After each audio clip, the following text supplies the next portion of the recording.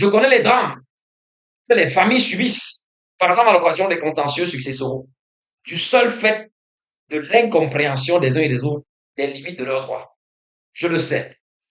Je sais les dégâts que les conflits fonciers causent dans les familles, OK? Entre voisins et le reste.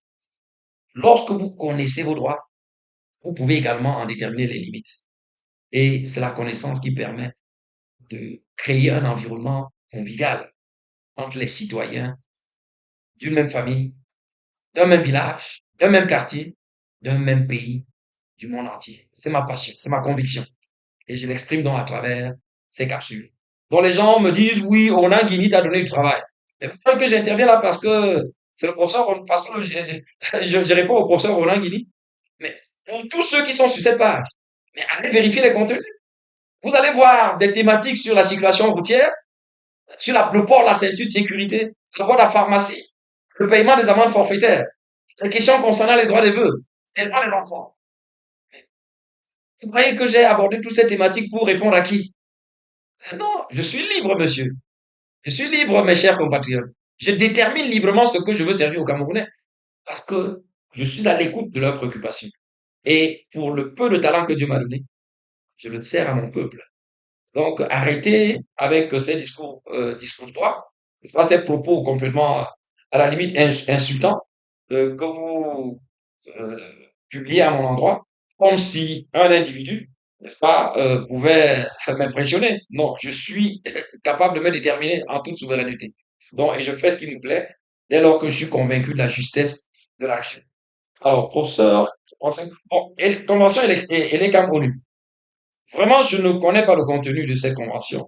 Et je crois que le professeur Maurice Kamto a fait deux sorties par rapport à cette convention. Je pense que nous sommes simplement à l'écoute. Si l'ONU veut ménager son image, je crois qu'elle a tout intérêt à répondre à la correspondance du professeur Maurice Kamto. Pour ma part, je préfère me limiter au communiqué de M. Abrams Eno Egbe. Et pour avoir servi à un moment donné de ma vie avec les Nations Unies, je sais que les Nations Unies sont très attachées à leur image. Donc, pour moi, je pars avec un préjugé favorable. Je pars avec un préjugé favorable jusqu'à ce que le contenu de la convention soit dévoilé pour que nous puissions avoir une autre appréciation. Mais connaissant les valeurs qui sont celles de l'ONU, me référant au communiqué publié par le directeur général de l'EGA, je pense que je crédite cette convention d'un préjugé favorable en ce sens que cela offre aux acteurs politiques camerounais un autre interlocuteur face à l'autisme du gouvernement. Parce que, en s'assumant comme partenaire du processus électoral camerounais, l'ONU accepte d'être interpellée. Donc, les acteurs politiques camerounais peuvent, face à l'autisme de l'État ou bien du gouvernement, s'adresser désormais à l'ONU qui a l'obligation de montrer, d'assumer son engagement dans le processus électoral camerounais. La question de la publication de la liste électorale nationale. Mais aujourd'hui, les partis politiques sont capables d'écrire à Elégan avec une copie officielle à l'ONU. Et l'ONU, en tant que partenaire, désormais assumé du processus électoral, devrait contribuer à répondre. Donc voilà, par exemple, un levier que j'offre et qui devrait permettre de bousculer l'ONU afin qu'elle assume son mandat. Et jusqu'à ce que le contenu de la convention soit dévoilé, je ne peux pas faire un commentaire au-delà de celui-ci. Donc, concédez-moi de d'être un peu réservé, mais les valeurs que je connais de l'ONU sont des valeurs essentiellement positives, c'est des valeurs de paix, c'est les valeurs de justice, c'est les valeurs d'équité, c'est les valeurs de démocratie. Et je pense que l'association de l'ONU, pour moi, doit d'abord être créditée comme un point positif, jusqu'à ce que nous ayons les éléments de douter de l'opportunité et de la pertinence de cette participation. Alors, quelqu'un dit, la chèvre broute là où elle est attachée. Bon, c'est vrai, je comprends très bien. Comme vous dire que tous les autorités qui essaient de bafouer les droits des Camerounais, en fait, ils essaient de tirer les avantages de leur côté. Mais c'est malsain. Ce n'est pas la mission qu'un humain normal, quelqu'un qui craint Dieu, qui sait qu'il est une créature de Dieu, à qui il doit rendre compte, ce n'est pas la mission qu'il devrait se donner. Alors, knowledge is power. Thank you very much. I appreciate this message. Donc, vous n'avez même pas besoin, voilà, ok. Alors, dans tous les cas, vous faites œuvre utile. Thanks, Professor, for awareness. Okay, I'm very sensitive to your appreciation, and I'll continue to do my own until I leave this world. I will do everything at my disposal to serve my my neighbor, my fellow countrymen, even over Cameroon, because I'm at the service of the whole humanity.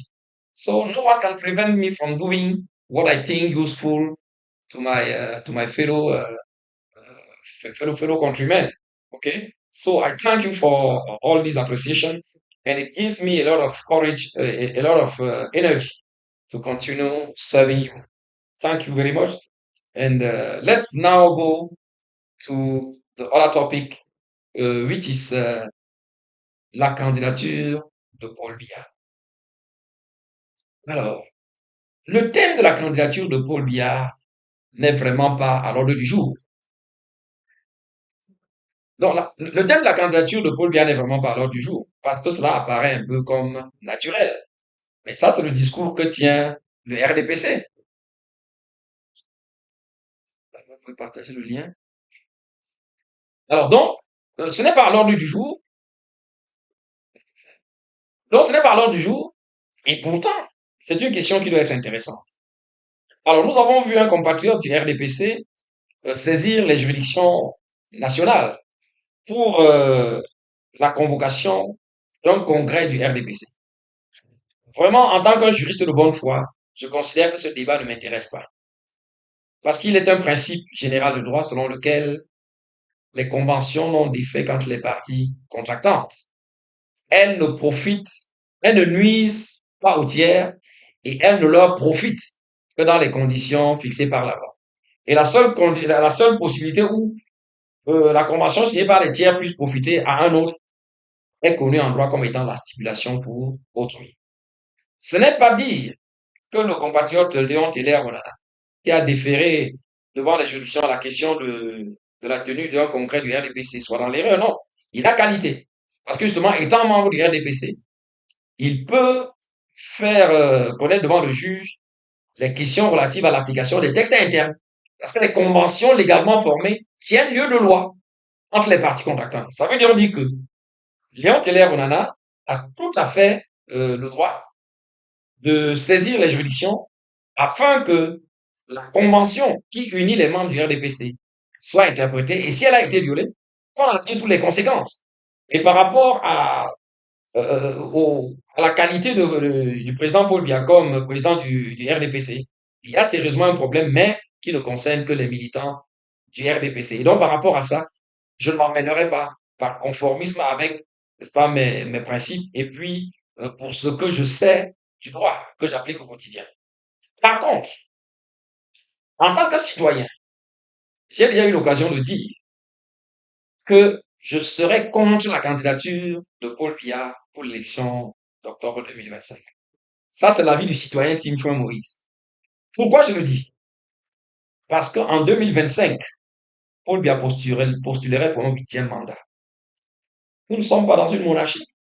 Il n'y a que dans les monarchies où on a les pouvoirs à vie. Dans une république, chaque personne, chaque citoyen doit avoir la possibilité d'accéder à la gestion des affaires publiques. Et donc, il me souvient que, d'après les accords de la tripartite, l'une des clauses qui était fermement inamovible était celle de la limitation, de la limitation des mandats. Parce que la Constitution de 96, qui est en vigueur, est le fruit d'une convergence de vues dégagée dans le cadre de la tripartite, n'est-ce pas, initiée en 91, ainsi de suite. Et parmi ces résolutions, la clause concernant la limitation des mandats était une clause inamovible. Mais Paul Biya l'a levé en 2008 pour s'éterniser au pouvoir. Donc, par rapport à ça, pour moi, on est parti d'une république, une monarchie. Et c'est inadmissible. Vraiment, pour moi, je veux être cohérent. Notre constitution dit que le Cameroun est une république. Et parmi les principes de la république, il y a celle de l'alternance au pouvoir. Toutes les démocraties modernes ont limité le nombre de mandats présidentiels. Pour l'avoir pas fait, le Cameroun est devenu en quelque sorte une monarchie, ce qui est inadmissible. Donc voilà la première raison. Deuxième raison, l'état de santé physique et mentale, en fait, je veux dire l'état de santé physique et peut-être intellectuel de Paul Biya. Et là, je m'appuie sur les données acquises de la science. Au-delà de 80 ans, chaque jour qui passe à me nuise nos capacités physiques, mais aussi intellectuelles. Il y a des maladies qui s'invitent. L'Alzheimer, les cancers et tout le reste. Paul Biya a 93 ans. Ou du moins, il est entré dans sa 93e année. Et ces quelques apparitions publiques nous ont révélé un homme affaibli. Un homme qui n'est plus en possession de tous ses moyens. Qu'on est obligé, vous voyez, d'accompagner pour monter les escaliers. À qui on doit indiquer les gestes à faire. En tant que citoyen, cela ne me laisse pas indifférent. Donc, pour moi, avec ça, et vous savez, Paul Biya a des apparitions extrêmement rares. Il est constamment reclus dans ses appartements privés. Toutes les cérémonies publiques, on ne le voit pas. Il a signé une délégation permanente de signature à l'un de ses collaborateurs. Le pays est géré par procuration. Vous pensez que moi, citoyen, pourquoi est-ce que je vais demander que Paul Biya se présente alors qu'il n'a que le septennat qui s'achève? Il ne l'a jamais exercé. C'est la vie du citoyen. Mais le dernier argument, c'est le bilan. Il est catastrophique. Nous sommes partis d'un pays à revenu intermédiaire à un pays pauvre et très endetté. 2 fois champion du monde de la corruption. Ainsi de suite. Donc, il y a un problème. Donc, rien que pour ça, si on demandait l'avis de Tim Chouin comme citoyen camerounais, je dirais à Paul Biya d'aller se proposer. Parce qu'il faut mettre fin à la monarchie.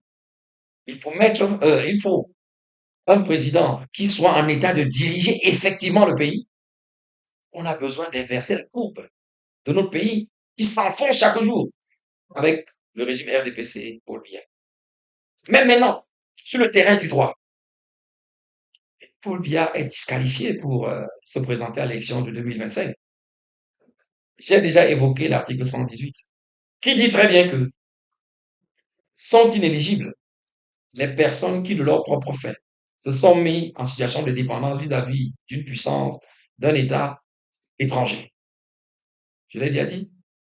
L'article 5 de notre Constitution définit les obligations du chef d'État.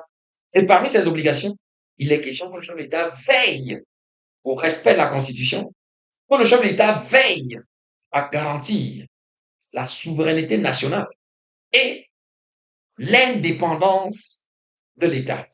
L'indépendance. Alors, il vous souvient qu'à plusieurs occasions, Paul Biya a manifesté, a exprimé des actes d'allégeance vis-à-vis des présidents français successifs, notamment, depuis François Mitterrand jusqu'à Emmanuel Macron, n'est-ce pas? Et j'ai eu l'occasion de m'arrêter sur 2 faits principaux dont tous les Camerounais devraient se souvenir. En 90, Paul Biya déclare qu'il est le meilleur élève de François Mitterrand. Cette déclaration n'a pas le même sens lorsqu'on le dit en référence de quelqu'un qui a impacté le monde et qui n'est plus. Dire aujourd'hui, par exemple, que je suis le meilleur élève de Mandela, ça veut simplement dire que la philosophie, l'idéologie de Mandela détermine ma façon de penser et ma façon d'agir.